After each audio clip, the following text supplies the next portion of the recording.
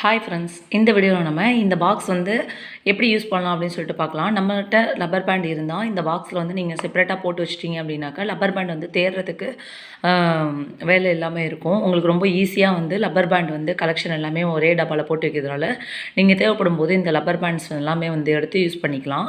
இந்த பாக்ஸ் வந்து நீங்கள் எதுக்கு கொடுப்பாங்க, நம்ம வந்து ஹோட்டலில் வாங்கி சாப்பிட்டோம்னாக்கா அதுக்கு வந்து இந்த மாதிரி டப்பாஸ் கொடுப்பாங்க. அதுக்கப்புறம் ஸ்வீட் வாங்கி சாப்பிட்டாக்க இந்த மாதிரி டப்பா கொடுப்பாங்க. இதை தூக்கி போடாமல் நீங்கள் இதை வந்து லப்பர் பேண்ட் போட்டு வைக்கிறதுக்கும் இல்லை வந்து பின்னு, ஹேர் பின்னு இந்த மாதிரி பாருங்கள். இந்த லப்பர் பேண்ட் எல்லாமே நான் வந்து இதில் போட்டு வச்சுருக்கேன். இந்த லப்பர் பேண்ட் எல்லாமே எனக்கு எப்படி வந்து கிடச்சிச்சு அப்படின்னு பார்த்தீங்கன்னா, நம்ம வந்து ஹோட்டல் வாங்கி சாப்பிடும்போது சிக்கன் ரைஸாக இருக்கட்டும், புரோட்டாவாக சாப்பிடும்போதும் அதுக்கு வந்து இந்த மாதிரி லப்பர் பேண்ட் போட்டு கொடுப்பாங்க. அதை தான் நான் வந்து இந்த டப்பாவில் வந்து ஸ்டோர் பண்ணி வச்சுருக்கேன். எனக்கு தேவைப்படும் போது நான் வந்து டக்குன்னு எடுத்து யூஸ் பண்ணிக்கலாம் அப்படின்னு சொல்லிட்டு. இந்த மாதிரி சின்ன சின்ன பாக்ஸில் நம்ம போட்டு வச்சுக்கிறதுனால இங்கே இதில் பாருங்கள், நான் வெறும் ஊக்கும் வந்து ஹேர் பின்னும் வச்சுருக்கேன். நம்ம என்ன தான் வந்து வீட்டை க்ளீனாக வச்சுருந்தாலுமே இந்த மாதிரி நம்ம தேடும் போது அதெல்லாமே கிடைக்கிறதுக்கு கொஞ்சம் கஷ்டமாக இருக்கும். நம்ம இந்த மாதிரி ஸ்மால் பாக்ஸில் போட்டு வச்சுக்கிட்டோம் அப்படின்னா டைம் வந்து சேவ் ஆகும், நமக்கு தேடுறதும் வந்து இருக்காதுன்னு நினைக்கிறேன். இந்த டிப்ஸ் உங்களுக்கு பிடிச்சிருந்துச்சுனாக்க இந்த வீடியோக்கு ஒரு லைக் கொடுங்க.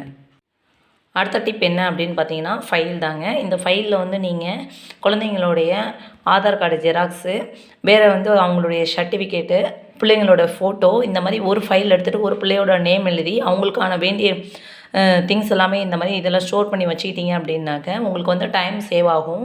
அவசரமாக நீங்கள் தேடும்போது வந்து தேடுறது இல்லாமல் டக்குன்னு இந்த பிள்ளையோட ஃபைல் இது தான், இதில் தான் நான் வச்சுருக்கேன் அப்படிங்கிற மாதிரி நீங்கள் அழகாக வந்து எடுத்துகிட்டு போகலாம்.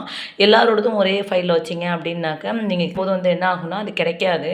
அப்போ தான் நம்ம எங்கே வச்சோம் அப்படிங்கிறத மறந்து போயிடுவோம். பிள்ளைங்களுக்கும் சரி நமக்கும் சரி இந்த மாதிரி தனித்தனி ஃபைலாக யூஸ் பண்ணும்போது ரொம்ப வந்து யூஸ்ஃபுல்லாக இருக்கும். டைமும் உங்களுக்கு சேவ் ஆகும், டென்ஷனும் இல்லாமல் இருக்கும். ஒரே கலரில் யூஸ் பண்ணாமல் ஒரு குழந்தைக்கு ஒரு கலரு, இன்னொரு குழந்தைக்கு ஒரு கலரு, உங்களுக்கு ஒரு கலரு, உங்கள் வீட்டில் எத்தனை பேர் இருக்காங்களோ அவங்களுக்கு ஒவ்வொரு கலர் யூஸ் பண்ணலாம்.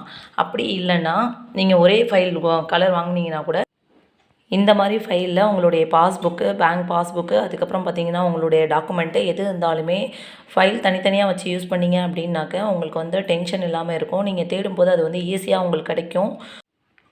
அடுத்த டிப் என்ன அப்படின்னு பார்த்தீங்கன்னா, நம்ம யூஸ் பண்ணியிருக்க மளிகை ஜாமான் வந்து இந்த மாதிரி பார்த்தீங்கன்னா கட் பண்ணி யூஸ் பண்ணிவிட்டு அப்படியே வச்சுருப்போம். இதை வந்து அப்படியே நான் வந்து ஃப்ரிட்ஜில் வச்சேன் அப்படின்னாக்க கொட்டி போயிடும். ஃப்ரிட்ஜ் எல்லாமே நான் மறுபடியும் க்ளீன் பண்ணுற மாதிரி ஆகிடும்.